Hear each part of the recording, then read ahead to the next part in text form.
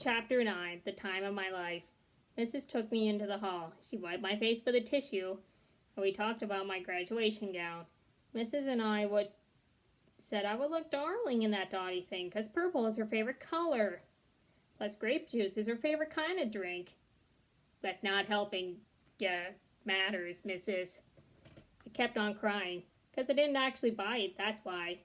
Pretty soon, Mother and Daddy came hurrying to room 9. They brought Grandpa Miller with them. Their eyes popped up my spotty dotty gown.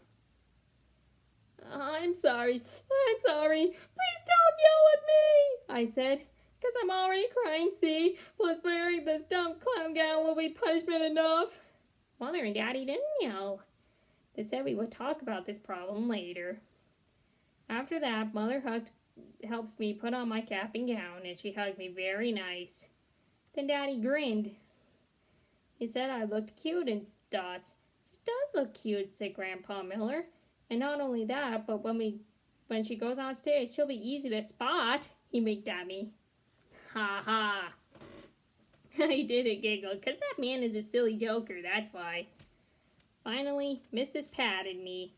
Are you feeling better now, Junie B? She asked. Are you ready to go back inside and be with your friends? I shrugged, kind of worried. Sure she is, of course she is, said my grandpa. My goodness, this is Junie B. Jones. After that, he stood me up straight and tall, and he faced me to my classroom, and I breathed in a big breath. And me and Mrs. went back into room 9. Polly Allen and Jim jumped out at me. Surprise, they hollered. Surprise, surprise. Surprise, hollered my best friend Grace. Then I looked at those people very shocked. Then my mouth came all the way open, 'cause they had dots on their clothes, just like mine.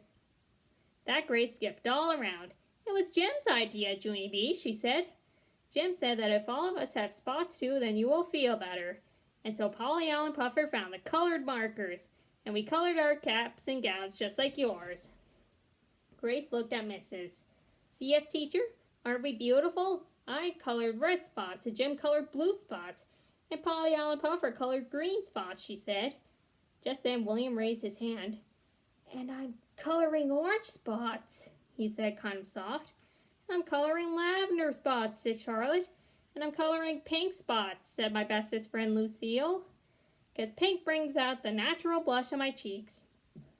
Mrs. smiled. Her smile kept on getting bigger.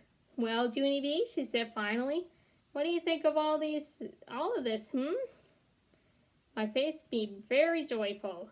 I think I love these people, that's what I think, I hollered. Then Jim said, gross. And Polly Allen Puffer said, gross, too. After that, all of room 9 laughed and laughed, and this time even me. Graduation finally got started. The room 8 teacher walked up to the steps of the stage. She said hello to all the people.